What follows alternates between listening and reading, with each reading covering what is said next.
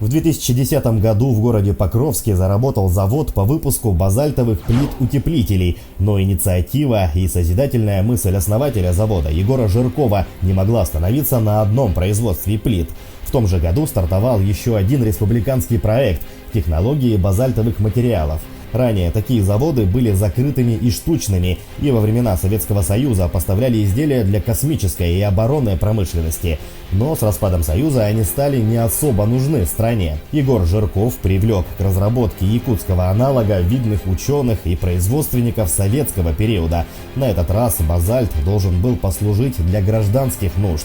В первую очередь завод готовился к выпуску не поддающихся коррозии и иным климатическим воздействиям базальтокомпозитной арматуры для строительной индустрии.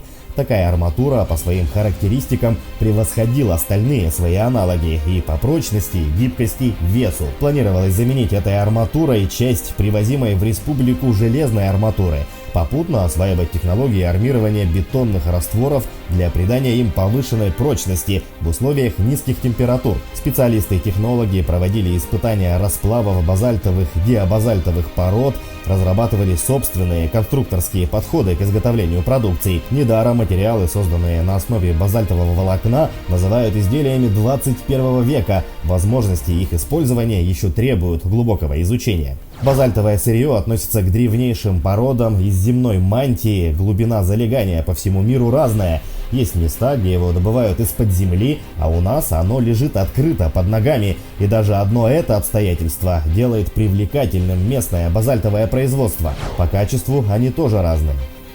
На заре реализации базальтовых проектов Егор Жирков самолично отвез вагон якутского базальта в научно-исследовательский институт в Зеленограде, где после испытаний нашему базальту был поставлен высший сорт качества. Изделия из такого базальта становятся брендовыми. В 2010 году якутский базальтовый проект был блестяще представлен на Дальневосточном экономическом форуме в Хабаровске, где якутское чудо привлекло внимание президента страны Владимира Путина, а проект Егора Жиркова «Базальтопластиковые композиты для Севера» стал победителем в секции «Инновационные производства, промышленность и энергетика». Проект был признан на словах всеми уровнями власти и перспективным и инновационным направлением для республики Саха и севера России, обеспечивающим эффективное ресурсо- и энергосбережение, нацеленным на технологический прорыв и модернизацию средств производства строительных материалов. Молодая творческая команда Егора Жиркова активно продвигала проект на всевозможных форумах и выставках в поисках крупных инвесторов, чтобы выйти на полную производственную мощность. Такие качества изделий из базальтопластика, как сейсмо и коррозияустойчивость, вызывали живой интерес в странах Тихоокеанского побережья. В 2014 году на ежегодном инвестиционном форуме в Дубае презентация якутского базальтопластика произвела настоящий фурор. В ноябре 2015-го компания участвовала в престижной международной выставке The Big Five в Дубае. Она была отобрана из 283 подавших заявки претендентов. Выставку посетили более 85 тысяч человек. Было около 3000 стендов. Непосредственно на выставке у павильона якутской компании наблюдался ажиотажный интерес. В заключительный день выставки якутской компании единственная была вручена награда Gaia Awards.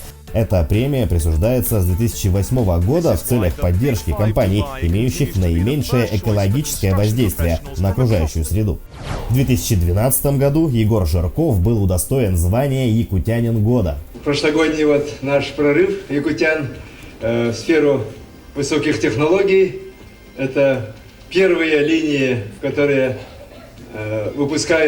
вырабатывают базальтовое непрерывное волокно.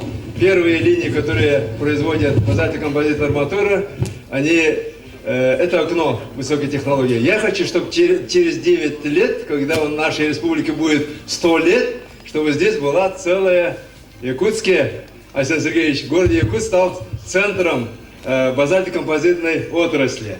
Да, была перспектива создать тысячи рабочих мест, прославить Якутию как регион, сумевший произвести прорыв в развитии и ставший крупным игроком на рынке инновационных материалов Юго-Восточной Азии. Но нет, из-за 7 миллионов рублей долга по кредитам республиканская инвестиционная компания поспешила свернуть проект и сделать банкротом это уникальное технологическое начинание. Не было принято предложение законсервировать завод до лучших времен. Не была поддержана республиканскими властями заявка компании стать резидентом территории опережающего развития, хотя ТБМ была самой подготовленной и интересной из всех проектов, представленных в участии.